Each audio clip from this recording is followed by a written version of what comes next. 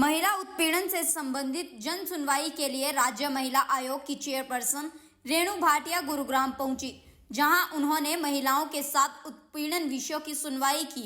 वहीं उनके समक्ष घरेलू हिंसा, दहेज व मानसिक उत्पीड़न से संबंधित 14 शिकायतें रखी गई, जिनमें से कुछ शिकायतों का मौके पर ही निपटारा कर दोनों पक्षों की सहमति से समझौता भी करवाया गया। वहीं रेणु भाटिया की माने तो उनके समक्ष 14 शिकायतें रखी गई थी, जिसमें से 3 शिकायतें खारिज की गई हैं। 2 शिकायतों की दोबारा सुनवाई की जाएगी। 2 शिकायतें क्लोज कर दी गई हैं। कई बार जल्दबाजी में लिए गए फैसले आपके पूरे जीवन को प्रभावित करते हैं। ऐसे में आज की बैठक में एक शिकायत के संदर्भ में इस उम्मीद के साथ कि शायद इनमें आपसी सहमति बन सके, इसके लिए दोनों पक्षों को 10 दिन का समय दिया गया है। इस प्रकार एक केस में पीड़ित महिला को पति द्वारा प्रत्येक माह 5,000 गुजारा भत्ता देने के निर्देश दिए गए हैं। उन्होंने बताया कि एक शिकायत के संदर्भ में सूचना मिली है कि आरोपी लड़का विदेश भाग गया है, जिनमें पुलिस अधिकारियों को नियमानुसार आवश्यक कार्रवाई करने के निर्देश दिए हैं। बाइट।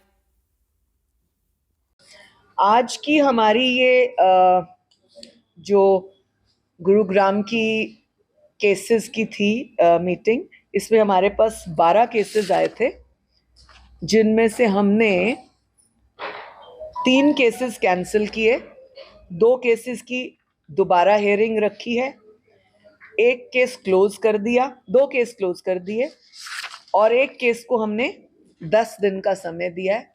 एक केस में हमने फैसला खर्चे का बनता था पत्नी का, उसको 5,000 रुपये महीना तय करके हमने वो फैसला किया। तो कुल मिला के इन 12 केसेस में एक ही केस ऐसा है जिसमें लड़का विदेश भाग गया है, गायब है, जो हमने पुलिस को इंस्ट्रक्शंस दिए हैं कि उस लड़के की पूरी छानबीन करके उसके परिवार के हमारे पास एड्रेसेस आ गए हैं, बहन का, माता का, उनमें उसकी छानबीन करके उसको किसी ना किसी तरीके पकड़ा जाए ताकि हम उस लड़की को न्याय दिला सकें। मैम, ये शिकायत में इसको कंप्लीट करने में कितना टाइम लगता है? इसको प्रोसेस क्या है? आप करना चाहो तो एक ही हेयरिंग में कर सकते हो, अगर सारी चीजें मौजूद हैं। ना करना चाहो तो लटकाते रहो। पहले की अपेक्षा अब शिकायतें ज्यादा आ रही हैं, कम हुई? शिकायतें ज्यादा आ रही हैं, लेकिन इसका ये मतलब नहीं क्राइम बढ़ा। इसका ये मतलब हमारे पास जो निकला है कि लड़कियां सचेत हुई हैं, लड़कियों को नॉलेज आ गई है कि उनको अपनी शिकायत कौन सी जगह ले जानी है। विमेन कमीशन और महिला एसएचओज उनकी कैसे हेल्प कर सकते हैं, ये उनको समझ आ गई है, इसलिए केसेस बढ़ रहे हैं परंतु सॉल्व हो रहे हैं। पहले खुड्डे लाइन पड़े रहते थे, लड़कियां परेशान रहती थी, कई वर्षों तक अलग रहते थे क्योंकि कोई मीडिएटर नहीं था। तो शायद महिला एसएचओज ने और विमेन कमीशन ने कनेक्ट होकर एक मीडिएटर की भूमिका निभाई है। नहीं, एक बहुत बड़ा सवाल आपने खड़ा कर दिया है कि पहले ऐसे केस आते थे, उनकी समस्या का समाधान नहीं, महिलाएं अपनी समस्या बताने में असक्षम थी, सक्षम नहीं थी, या उनमें हौसला नहीं था, या उनको नॉलेज नहीं थी कि क्वेश्चन कहाँ रखना है। तो commission and women police have made a bridge between that connection.